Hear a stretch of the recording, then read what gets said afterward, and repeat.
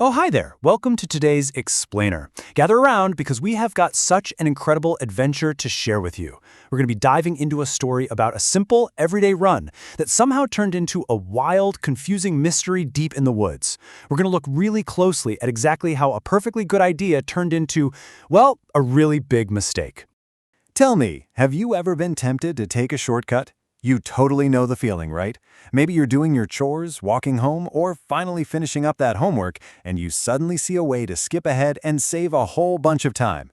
Oh, it feels like you've discovered a secret cheat code to the universe. But as we're going to see in our story today, sometimes that secret, magical path hides a very tricky trap. Which brings us to part one of our adventure, the safe gravel path. So this is where we meet our main character, Tyler. Tyler and his friends were out for a cross-country run in the absolutely beautiful Riverside Park.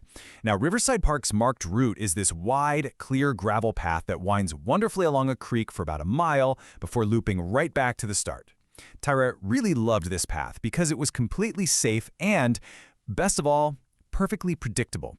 He knew exactly where it went, he knew where every single turn was, and he knew exactly how long it would take to finish. Absolutely no surprises, just a great, comfortable run.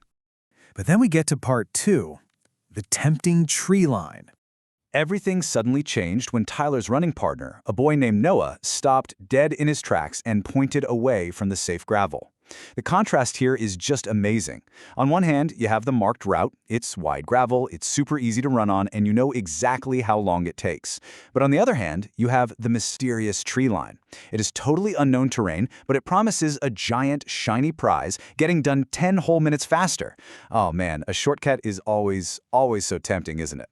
And here is exactly what Noah said to Tyler. Just imagine Noah pointing confidently into the dark, leafy woods, puffing his chest out and proudly announcing, "There's a path through there. I've used it before. Takes like 10 minutes off." Noah sounded so absolutely sure of himself. And honestly, who wouldn't want to magically save 10 minutes? So, Tyler, Noah, and two of their other friends left the safety of the gravel and boldly stepped right into the trees. And that leads us to part three, the wrong fork. Okay, so they are completely off the map now. The comforting sound of crunching gravel is totally gone. And this beautifully illustrates how quickly a seemingly great idea can turn into a total disaster. Just follow the ticking clock with me here. Minute 1, things are great. The ground is firm, the path is clear, and Noah looks like a total genius. Minute 4, still wonderful. The leafy trees are filtering the afternoon sun into this pleasant golden light. But wait until minute 12. Completely lost. They are standing in a section of the park that absolutely nobody recognized, with the parking lot completely out of sight. What on earth happened? Well, the path suddenly split into two directions in a way Noah just didn't remember, and that loud, booming confidence he had just a few minutes ago, it totally vanished into thin air. Noah looked at the fork in the trail, scratched his head, and quietly mumbled, "I think it's the left one." Oh no. Let me tell you a little secret, friends. It was definitely not the left one. They went the absolute wrong way. Which brings us to part four, finding the way back. So now the group is stuck deep in the woods. They can hear the creek bubbling away uselessly somewhere off to their right, giving them absolutely zero help.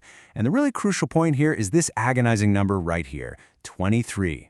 23 long, super frustrating minutes spent just wandering around in the woods, walking in circles, stepping over giant logs, desperately trying to find their way back to that wonderful, boring gravel path they never ever should have left. And you know what? Nobody said anything useful during those entire 23 minutes, just a whole lot of silent, grumpy walking. When our lost explorers finally stumbled out of the trees and arrived back at the trailhead, they got a really nasty surprise. The shortcut group was a full 11 minutes behind the group that just stayed on the safe, marked gravel route. No way! Their secret cheat code didn't save them 10 minutes at all. It actually cost them an extra 11. Let's move on to our final section, part 5, the big lesson. Here is where the story gets really wonderful and super important. As Tyler stood there, finally catching his breath, he realized something pretty surprising. He wasn't even angry at Noah. The mistake wasn't the decision to try a faster way. I mean, when they were standing at the edge of the tree line, the shortcut made total sense based on the information they had. The real mistake was assuming that just because Noah could say, "I've done this before," meant he could honestly say, "I know exactly where this goes." They had a few pieces of the puzzle, but they were missing the big picture.